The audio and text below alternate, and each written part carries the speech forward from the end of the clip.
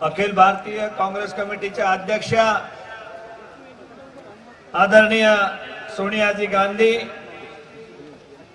अखिल भारतीय काँग्रेस कमिटीचे महासचिव आणि महाराष्ट्राचे प्रभारी मोहन प्रकाशजी,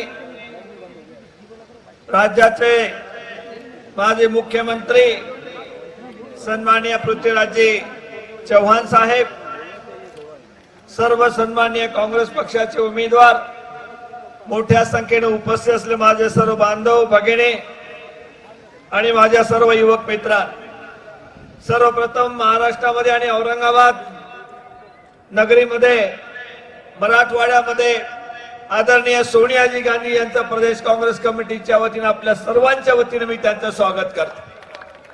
आणि संपूर्ण महाराष्ट्रामध्ये अत्यंत चांगल्या प्रकारचा जो विकास झाला, सगळ्या क्षेत्रामध्ये विकास झाला, यशवंतरावजी चव्हाण पासून तर आज पृथ्वीराजजी चव्हाण पर्यंत सातत्याने मुख्यमंत्र्यांनी राज्याचा विकास करण्याचा प्रयत्न केला, प्रत्येक क्षेत्रामध्ये केला। उलट 5 वर्ष शिवसेना बीजेपीचं राज्यामध्ये सरकार होत आणि 5 वर्षामध्ये बीजेपीच्या आणि शिवसेनेच्या कालावधीमध्ये या राज्यामध्ये आत्महत्या शेतकऱ्यांच्या सुरुवात झाली।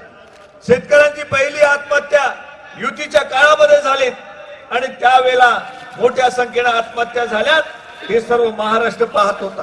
कुठेही शेतकऱ्यांना मदत युती सरकारने केली नव्हती आणि आज ते आपल्या विरोधामध्ये बोलायला लागले।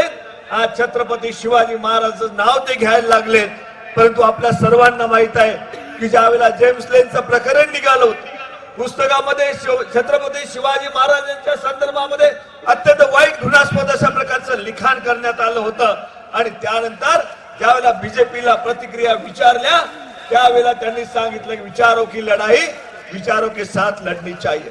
छत्रपती शिवाजी महाराजांच्या पाठीमागे उभे राहिले नाहीत आणि त्या छत्रपती शिवाजी महाराजांचं नाव घेऊन आज जोगवा त्या ठिकाणी मताचा जोगवा मागण्याकरता महाराष्ट्रामध्ये या ठिकाणी बीजेपीचे नेते फिरतायत। मला सांगायचंय की काँग्रेस पक्ष मजबूत स्थितीमध्ये आलेले आहेत आणि काँग्रेस पक्ष नुसतं सगळ्यात मोठा पक्ष म्हणून राज्यामध्ये आज विधानसभेमध्ये येणार नाही, तर स्पष्टपणे काँग्रेस पक्षाचं बहुमत या राज्यामध्ये आल्याशिवाय राहणार नाही, ही खात्री मी आपल्या सर्वांना या ठिकाणी देऊ इच्छितो।